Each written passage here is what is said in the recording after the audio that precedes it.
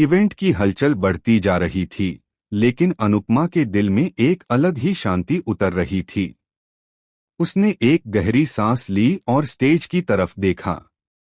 रोशनी हर तरफ फैली हुई थी, लेकिन उसे पता था कि असली चमक सिर्फ रोशनी से नहीं, नियत से आती है। उधर दूसरी तरफ वो औरत जो इतने समय से असुरक्षा में जल रही थी, बेचैनी से इधर-उधर टहल रही थी। अगर ये इवेंट सक्सेसफुल हो गया तो सब मेरे हाथ से निकल जाएगा। उसका मन अंदर ही अंदर टूटता जा रहा था, जैसे हर खुशी उससे दूर भाग रही हो।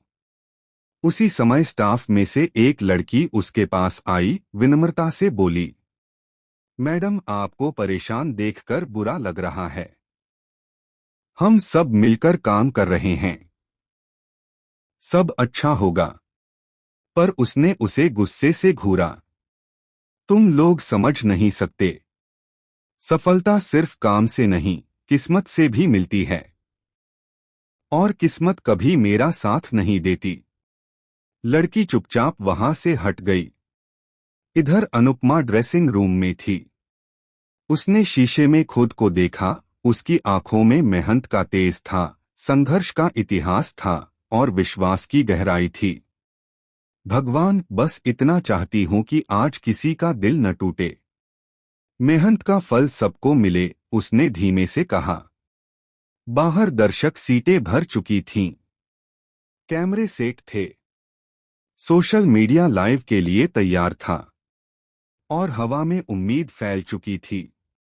इवेंट मैनेजर ने आकर बताया, मैम, टाइम हो गया है। सब तैयार है। अनुपमा मुस्कुराई, हाँ, शुरू करते हैं। स्टेज पर मध्यम रोशनी हुई। बज लगी। पर पीछे खड़ी वो औरत, जिसकी ईर्ष्या बढ़ती जा रही थी, मन ही मन बुदबुदाई, ये सब ये सब इसे कैसे मिल रहा है? क्यों? स्टेज पर जैसे ही लास्ट सीक्वेंस शुरू हुआ, अचानक लाइट का एक पैनल फेल हो गया। हल्की अफरा-तफरी मच गई। स्टाफ दौड़ पड़ा। लोग फुसफुसाने लगे, सोशल मीडिया पर कमेंट्स आने लगे। क्या मैनेजमेंट इतना कमजोर है? ये क्या हो गया? और उसी पल वो औरत मुस्कुराई, अब देखती हूं कौन चमकता है। लेकिन कहा, अनुपमा, ओह,